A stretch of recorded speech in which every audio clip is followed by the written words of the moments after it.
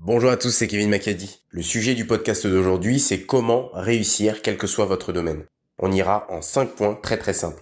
Mais avant ça, je vais vous demander 2 choses. Comme d'habitude, abonnez-vous à ma chaîne pour avoir accès à plus de contenu de ce type. Sachez également que vous avez dans la barre de description accès à un lien vers un livret qui s'intitule 10 raisons d'investir en soi. Maintenant, on peut passer au thème du podcast d'aujourd'hui.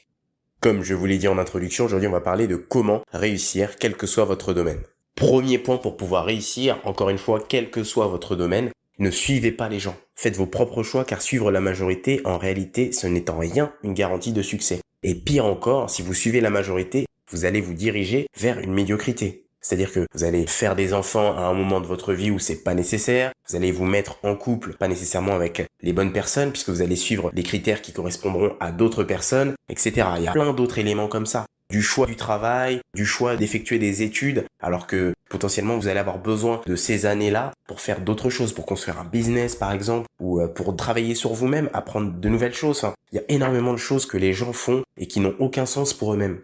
Tout le monde a des idées, mais très peu vont passer à l'action pour pouvoir les mettre en pratique. Donc il faut absolument que vous fassiez partie de cela. Quitte à vous tromper, vous apprendrez beaucoup plus en vous trompant seul qu'en passant du temps avec des gens qui n'ont rien fait d'autre que suivre la majorité. Parce qu'il y a beaucoup de gens qui suivent sans rien comprendre à ce qu'ils font.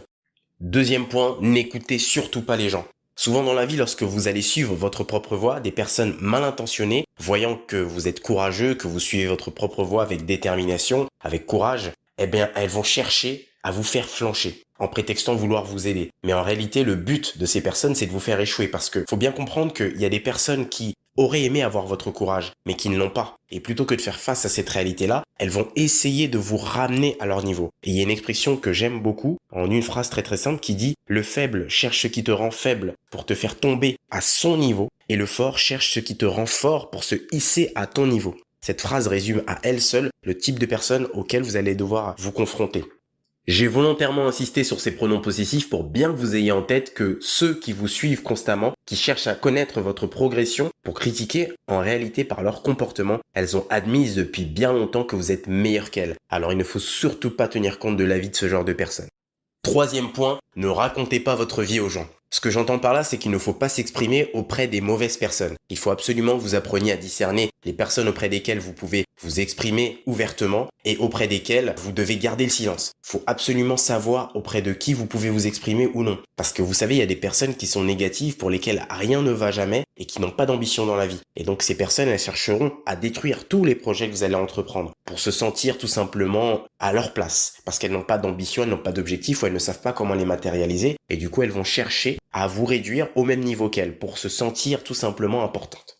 Quatrième point, lisez beaucoup. Je sais que ça prend du temps, je sais que c'est pas facile à mettre en place et que pour certains vous estimez ne pas avoir le temps de mettre cette nouvelle habitude en place, mais sachez que même 15 minutes de votre temps chaque jour sera toujours plus utile que de regarder des séries, de parler des autres, de faire les mêmes activités que tout le monde. Ne serait-ce que les réseaux sociaux, passer énormément de temps dessus, ça va pas nécessairement vous apporter du mieux-être, ça va juste vous bouffer du temps et ça va pas vous apprendre des choses qui pourraient vous être utiles pour vous développer, ne serait-ce que mentalement.